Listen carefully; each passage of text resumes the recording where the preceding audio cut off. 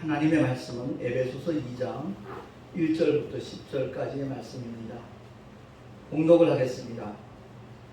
너희의 허물과 죄로 죽었던 너희를 살리셨도다. 그때 너희가 그 가운데서 행하여 이 세상 풍속을 좇고 공중의 권세 잡은 자를 따랐으니 곧 지금 불순종의 아들들 가운데서 역사하는 영이라.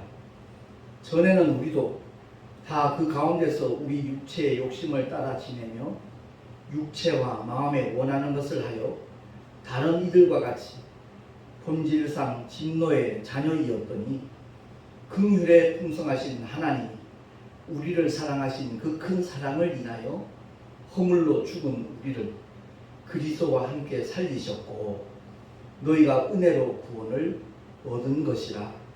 또 함께 일으키사 그리스도 예수 안에서 함께 하늘에 앉히시니 이는 그리스도 예수 안에서 우리에게 자비하심으로써 그 은혜의 지극히 풍성함을 오는 여러 세대에 나타내려 하심이니라. 너희가 그 은혜를 인하여 믿음으로 말미암아 구원을 얻었나니 이것이 너희에게서 난 것이 아니요 하나님의 선물이라. 행위에서 난 것이 아니니 이는 누구든지 자랑치 못하게 함이니라. 우리는 그의 만드신 바라 그리스도 예수 안에서 선한 일을 위하여 지으심을 받은 자니 이 일은 하나님이 전에 예비하사 우리로 그 가운데서 행하게 하려 하심이니라. 아멘. 기도하겠습니다. 벌써 9월 마지막 주일입니다. 오늘도 주의 성호를 높이며 하나님의 생명의 말씀으로 다시 한번 우리의 믿음을 무장하기 위하여 주 앞에 나왔사오매 이 시간 증거되는 말씀에 주께서 기름 부어 주셔서 우리로 하여금 그 말씀을 바로 깨닫게 하시고 그 말씀대로 준행할 수 있는 믿음의 능력까지 주여 허락하여 주시옵소서. 전하는 자 듣는 자 다 함께 큰 은혜 있기를 원하옵고 우리 구주 예수 그리스도 이름으로 기도하옵나이다. 아멘. 세월이 참 빠릅니다.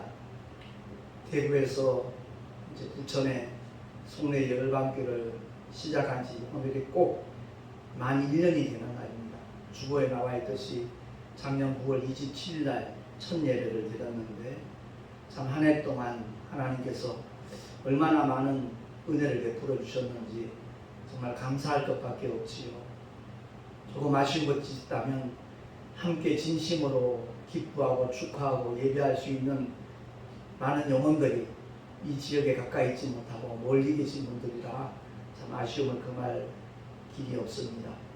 대구와 경북과 경산, 충청도 이렇게 먼 지역에 있는 분들 그리고 택시 전도를 통해서 알게 된 분들도 가까이 계시지 않기 때문에 유튜브를 통해서 함께 예배에 동참하고는 있지만 현장에서 함께 하나님 앞에 영광을 돌리지 못하는 그런 점들이 무척 아쉬움으로 남기는 합니다.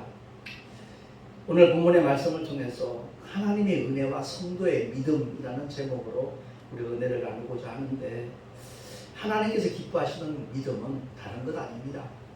하나님의 놀라운 사랑, 그 풍성한 은혜에 대해서 올바르게 반응하는 믿음, 그 믿음을 하나님께서 가장 기뻐하십니다. 한마디로 말해서 세상 죄를 지고 가시는 하나님의 어린 양으로 오신 예수, 그분을 자신의 구주로 믿고 영접하는 그리고 그 말씀대로 순종하는 믿음, 그 믿음을 하나님께서 가장 기뻐하십니다. 명의 중에 명의가 누굽니까? 올바른 진단을 하고 거기에 딱 걸맞는 처방을 하시는 분이 바로 명의겠지요. 바로 예수 그리스도를 통해서 정말 우리에게 영원한 구원을 주시는 하나님은 율법으로 의인은 없나니 하나도 없도다 라고 이렇게 진단을 하셨잖아요. 그래서 로마서에 나와 있는 말씀대로 오직 의인은 믿음으로 말미암아 살리라 라고 말씀을 하고 있습니다. 사실 우리가 살다 보면 어떤 사람은 참 착해 보이고 선해 보이고 참 양심이 너무나 깨끗하다 이렇게 여길 만한 분들이 있지만 하나님이 이렇게 진단을 하십니다. 예레미야서 17장 9절을 통해서 합독을 하죠. 시작. 만물보다 거짓되고 심히 부패한 것은 마음이라. 우리 인간의 마음이 만물보다 거짓되고 심히 부패해졌다라는 것을 하나님은 선언하고 있습니다. 아담이 선악과를 따먹는 순간 죄가 들어와 버렸거든요. 그래서 이 세상에 갓 태어난 아이가 아무리 천사같이 예뻐 보여도 선해 보여도 그 신분은 바로 죄인의 신분으로 태어나는 겁니다. 그래서 사도 바울도 율법을 오해했을 때는 어떻게 해서든 율법을 지키려고, 그래서 하나님 앞에 정말 인정받으려고 몸부림치는 그런 사람이었지만 오늘 에베소서 2장 1절에서 3절을 통하여 이와 같이 다시 한번 고백을 하거든요. 한 번 더 우리 한 목소리로 한번 합독을 하도록 하겠습니다. 시작. 너희의 허물과 죄로 죽었던 너희를 살리셨도다. 그때 너희가 그 가운데서 행하여 이 세상 풍속을 좇고 공중의 권세 잡은 자를 따랐으니 곧 지금 불순종의 아들들 가운데서 역사하는 영이라. 전에는 우리도 다 그 가운데서 우리 육체의 욕심을 따라 지내며 육체와 마음에 원하는 것을 하여 다른 이들과 같이 본질상 진노의 자녀이었더니 라고 사도 바울은 고백을 하고 있거든요. 제가 어렸을 때는 우리 집안이 유교 집안이다 보니까 큰 댁에 가서 늘 차례를 지내고 제사를 지냈습니다. 저 역시 알지 못하니까, 또한 장남이니까 부모님이 시키는 대로 엎드려 절하고 그랬습니다만은 본질상 진노의 자녀이었기 때문에 그런 세상 풍속을 쫓아서 살아왔었다는 것을 나중에 깨닫게 되어졌지요. 그러한 우리에게, 그야말로 만물보다 거짓되고 심히 부패한 존재인 우리에게 하나님께서는 절대적이고 무조건적이고 영원하고도 완벽한 사랑을 우리에게 베푸셨습니다. 그게 바로 하나님의 은혜인 겁니다. 사랑할 만한 가치가 없는 존재에게 사랑을 한다는 것 정말 무척 어려운 일이거든요. 그런데 주님은 그 일을 행하셨고 십자가에 달리신 예수 그리스도를 통해서 우리를 향하신 하나님의 사랑을 확증시켜 주신 분이 우리의 영원하신 아버지 하나님이신 줄로 믿습니다. 제가 벌써 택시 전도를 시작한 지가 7년 9개월이 지나가고 있습니다. 근데 가장 인상에 남는 것은 바로 저 김포공항에서 탔던 30년 동안 작두를 타며 구슬하던 박수무당이었거든요. 그분에게 들려준 하나님의 사랑에 관련된 얘기가 이제 유튜브에 올라가 있어요. 짧은 메시지가 큰 울림이라는 제목으로 올라가 있는 그 많은 동영상 중에 그 농부와 병아리에 관한 얘기입니다. 제가 CBS 기독교 방송 출연했을 때도 그 얘기를 잠깐 들려줬었는데 진행자들이 거기에 굉장히 그 호응을 해주시더라고요. 한 농부가 농한기에 병아리 한 마리 사고 키웠거든요. 좁쌀 던져주면 쪼아먹으면서 삐약삐약 울음소리도 이쁘고 종제기에다 이렇게 물을 담아주면 한 모금 입에 머금고는 하늘을 쳐다봐서 물을 삼키잖아요. 그 모습이 얼마나 이쁜지 시간 가는 줄 몰랐는데 몇 날이 지나고 난 다음에 병아리가 좁쌀도 쳐다보지도 않고 물도 마시지 않고 시름시름 죽어가니까 시골에 동물병원 있는 것도 아니고 농부가 할 수 있는 일은 대문반 양진역에 이렇게 쪼그리고 앉아서 죽어가는 것 병아리를 측은히 내려다보는 것, 그게 전부였다는 거죠. 마침 지나가던 청년이 아저씨 무슨 그런 근심거리가 있어서 그러냐고 물었을 때 이만저만해서 이러고 있다. 그러니까 청년이 뜻밖의 말을 하는 거예요. 아저씨 이 병아리 살릴 방책이 있다고, 비책이 있다고. 그게 뭐냐 그랬더니 아저씨 막내 아들이요. 우리 막내 왜? 그때 맨날 속 썩고 머리 아프고 정말 쟤 때문에 내가 제 명대로 못 살겠다 그러시잖아요. 그래 맨날 학교 가서 말씀 피고 공부도 안 하고 싸움박질하고 내가 저놈 때문에 늙어 그러니까 바로 그 속 썩이는 아들 가슴팍을 쪼개서 심장 뜨거운 거 피 한 방울만 병아리에 넣어주는 거짓말처럼 살아날 거라는 말 끝나기 전에 이제 농부는 벌떡 일어나서 청년을 땅바닥 내동댕이 치면서 야 이 미친 녀석아, 하찮은 병아리 살리려고 자기 아들 죽이는 정신 나간 애비가 세상에 어디 있느냐? 맞는 말이잖아요. 그런데 이 우주 안에는 그 정신 나간 일 같은 일을 하시는 분이 한 분 계시다. 그분이 바로 하나님이시다. 어떤 의미에서 보면 인간은 병아리보다 못한 존재일 때가 많다. 병아리는 거짓말 안 하고 누구 해보지 않고 누구 죽이지 않는다. 그런데 사람은 때로는 이권 관계 때문에 아니면 지정 때문에 원한 관계 때문에 자기의 감정을 억누르지 못하고 살인까지 하는 존재가 우리가 아니냐. 그런 자들을 하나님께서 구원해 주시려고 하나님의 독생자 예수 그리스도의 뜨거운 그 피 한 방울이 아니라 십자가 위에서 물과 피를 다 쏟아주시기까지 베푸신 사랑이 하나님의 사랑이라는 그 얘기를 들려줬을 때 그 박수 모당이 처음에 전도서 책자를 줬을 때는 화를 냈지만 내일 쯤에는 목사님 한 가지 부탁이 있습니다. 그 책 저도 한 번만 주세요. 꼭 읽어봐야 되겠습니다. 라고 내렸다는 그 감정을 이제 CB에서 새롭게 해서 출연해서 했었는데 그렇습니다. 하나님의 놀라운 사랑은 바로 이와 같은 사랑이에요. 그래서 무조건적이고 절대적이고 영원한 사랑이라는 것을 우리가 고백하게 되는 겁니다.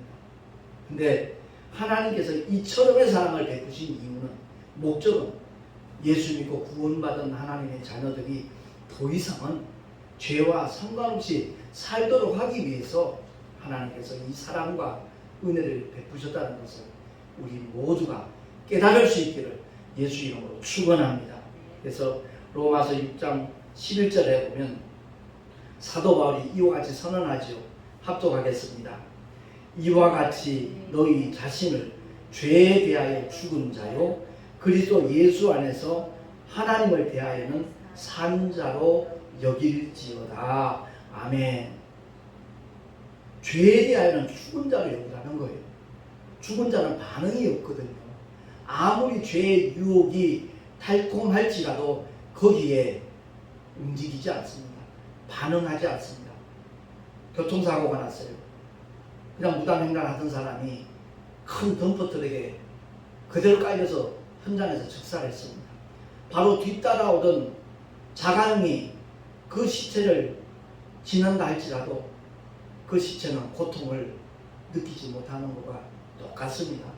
죄에 대하여 죽은 사람은 죄에 대하여 어떤 반응도 하지 않는 것이 정상입니다. 그런데 오늘날 이 믿음이 잘못 이렇게 알려지다 보니까 교리적인 믿음, 지식적인 믿음 이런 것 때문에 정말 하나님의 말씀과는 전혀 상관없는 그런 모습으로 교회를 다니면서도 자기는 구원받았다라고 주장하는 사람들 의외로 많이 있거든요. 그래서 요한복음 19장 30절에 예수께서 가라사대 다 이루었다 하시고 영원히 돌아가시리다 라고 성경은 선언하고 있습니다. 여기서 다 이루었다. 십자가에서 7말씀 남기셨는데 다 이루었다 이 말씀에는 그야말로 말씀이 육신되어 오신 하나님의 아들이 이 땅에 오신 목적을 완성하셨다는 의미도 포함하고 있지만 다시 말해서 누구든지 예수를 믿으면 구원받고 하나님의 자녀가 되는 그 구원의 길을 완성하셨다는 의미도 있지만 바로 하나님의 말씀이 온전하게 성취될 수 있는 길을 허락하셨다는 그러한 뜻을 의미하고 있는 겁니다. 그러니까 말씀이 성육신 되었다. 신학적으로 그렇게 인카네이션 표현하거든요. 그러니까 말씀이 육신을 입고 오셨다는 겁니다. 말씀은 영이기 때문에 죽을 수가 없거든요. 그렇기 때문에 육신을 입고 오셔서 그 주님이 십자가 위에서 피 흘려 죽어 주심으로 말미암아 인류의 모든 죄를 처리하시고 승천하셔서 이제는 다른 보혜사 성령 하나님을 우리에게 보내주셨거든요. 그래서 2000년 전에 메시아로 오신 예수를 인정하지 못하고 받아들이지 못한 사람들이 나중에 성령이 임한 베드로가 첫 번째 설교했을 때 각자가 그 마음의 찔림을 받고 형제들하고 우리가 어찌할꼬 고백했을 때 예수 이름으로 침례받고 죄사함을 받으라. 그리하면 성령을 선물로 받을 것이다 라고 베드로가 설교했을 때 성령이 임하셔서 그날 동시에 침례받은 구원받은 자의 수가 3,000명이 더했다라고 성경은 사도행전에 이렇게 기록을 하고 있습니다. 그래서 성령이 임하시고 나니까 그때부터 삶의 방향도 인생의 목적도 믿음의 가치도 완전히 바뀌었다는 것을 우리에게 보여주고 있거든요. 뿐만 아니라 사도행전 5장 42절에 보면 합독을 하겠습니다. 저희가 날마다 성전에 있든지 집에 있든지 예수는 그리스도라 가르치기와 전도하기를 쉬지 아니하니라. 아멘. 그래서 예수는 그리스도십니다. 우리를 구원하시는 그리스도시거든요. 근데 말씀이 육신이 되셨다 그랬죠. 그래서 신약에 기록되어 있는 하나님의 모든 말씀, 그 말씀이 우리에게 그리스도가 되는 그것보다 더 큰 능력도 없고 더 큰 축복도 없다는 것을 우리 모두 깨달을 수 있기를 예수 이름으로 축원합니다. 제가 지난 주일날 특강을 하려고 칠판에 몇 자를 써놨는데 리모컨을 이렇게 작동시키들 손길이 없어서 사용을 못했거든요. 그래서 오늘 주일에 칠판에 써놓은 것을 갖다가 이렇게 한번 활용을 하려고 이렇게 뒤에다 세워놨습니다. 헬라어로 믿음과 맡기다라는 동사는 똑같습니다. 수학 공부할 때 파이 아시죠? 1파이는 3.14라고 아마 배워서 알고 있죠. 거기에 나오는 파이가 바로 맨 앞에 있는 알파벳입니다. 그래서 피스티스 앞에 액센트가 있을 때는 믿음이고요. 그리고 피스티스 뒤에 액센트가 있을 때는 맡기답니다. 무엇을 믿는 겁니까? 바로 우리는 예수의 이름을 믿는 겁니다. 그 예수 이름 안에 주님의 공생애가 다 들어가 있고 예수의 이름 속에 하나님의 모든 말씀이 포함되어 있기 때문에 그렇습니다. 그래서 그 예수의 이름은 바로 하나님의 자녀되는 권세까지 우리에게 주시는 하나님의 약속임을 우리 모두가 믿으시기 바랍니다. 그렇다면 무엇을 맡기죠? 여기 나와 있듯이 오늘 본문에도 사도 바울이 얘기했듯이 죄와 허물로 죽었던 너희를 살리셨다. 이 말씀의 의미가 바로 그겁니다. 첫 아담 안에서 우리는 다 죽은 자로 태어난 겁니다. 육신이 죽었다는 얘기가 아니에요. 목숨이 없어졌다는 그런 의미가 아닙니다. 영이 그 기능을 마비되었고 하나님과의 관계가 이렇게 깨어져 버렸다는 그런 의미입니다. 한마디로 표현하면 영이 죽은 거지요. 영이 소멸됐다는 얘기가 아닙니다. 그 능력을 다 상실했다는 거죠. 그래서 죄와 허물과 우리가 이 세상 살면서 얼마나 많은 염려들을 합니까? 요즘 코로나 시대에 정말 특히 많은 사람들이 염려 가운데 있습니다. 걱정하면서 두려워하면서 불안 속에서 살아가고 있습니다. 이 모든 것을 하나님께 맡기는 것, 그것이 바로 하나님이 원하시는 우리의 믿음의 삶이라는 것을 우리가 깨달아야 되는 것입니다. 그래서 지난번에 우리 노회 때 조용한 목사님이라는 우리 동역자 목사님이 설교를 하시면서 그 마귀는 긴 칼을 갖고 있고 하나님께서 우리에게 큰 무기를 주셨다는 거죠. 총을 주셨다는 거예요. 근데 총을 사용하는 법을 모르니까 그 총을 그냥 마귀한테 던지니까 마귀가 거기에 두려워할 이유가 없다는 거죠. 그 얘기를 할 때 참 굉장히 공감이 되고 좋은 비유를 알게 해줘서 감사하다는 생각이 들었는데 그때 이제 제가 느끼게 된 것은 바로 히브리어로 하나님의 말씀이 따발입니다. 헬라는 왼쪽에서 오른쪽으로 있지만 히브리는 오른쪽에서 왼쪽으로 있거든요. 맨 앞에 있는 글자가 따바르입니다. 그래서 신학교 히브리어 교수님이 그런 얘기를 하시더라고요. 하나님의 말씀은 따발춥니다. 그러니까 기관총이 있어도 그 총알이 담겨져 있을 때 얼마든지 사격할 수 있다라는 얘기를 하면서 사도 바울이 얘기했듯이 성령의 검을 가지라고 했잖아요. 바로 하나님의 말씀이 성령의 검이라는 거죠. 총이 바로 믿음이라면 그 믿음이 기관총이라면 더 중요한 것은 거기에 말씀으로 공급이 되어질 때 그 따발 총알이 끊임없이 공급될 때 넉넉히 우리는 승리할 수 있다는 사실입니다. 그래서 하나님의 말씀은 마귀를 진멸시키는 가장 강력한 무기라는 것을 우리가 기억을 하고, 제가 늘 강조하는 것이 바로 말씀 신앙인데, 말씀을 알아야 그 상황에 걸맞는 말씀을 통해서 마귀의 유혹도 괴계도 물리치고 이길 수가 있는 것이기 때문에 그렇습니다.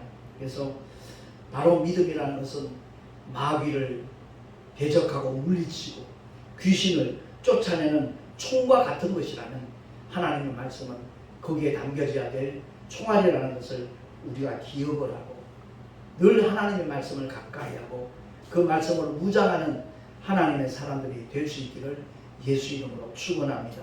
그래서 오늘 본문의 그 제목을 제가 하나님의 은혜와 성도의 믿음이라고 했잖아요. 십자가에서 다 이루었다 했다는 이 말씀 속에는 그야말로 하나님이 이루어 놓으신 그 모든 일들을 성도들은 그냥 믿음으로 사용하기만 되는 것이기 때문에, 그래서 바울은 행위에서 난 거 아니다, 누구도 자랑지 못하게 하기 위함이다 라고 말씀을 하고 있어요. 그래서 우리가 자랑할 것은 오직 십자가에 달리신 예수, 하나님의 독생자 십자가만을 자랑하는 그 믿음의 사람을 취할 때 잘못된 길로 가지 않습니다. 혹여 자기를 통해서 어떤 하나님의 능력이 나타나고 은혜의 풍성함이 보여지면 자칫 교만의 유혹에 빠지거든요. 그게 지나치다 보면 교주가 되어버립니다. 그렇기 때문에 우리는 끊임없이 하나님 앞에 낮아진 자가 되어지고 겸손하게 하나님의 말씀으로 무장하는 하나님의 사람들이 되어져야 될 줄로 믿습니다.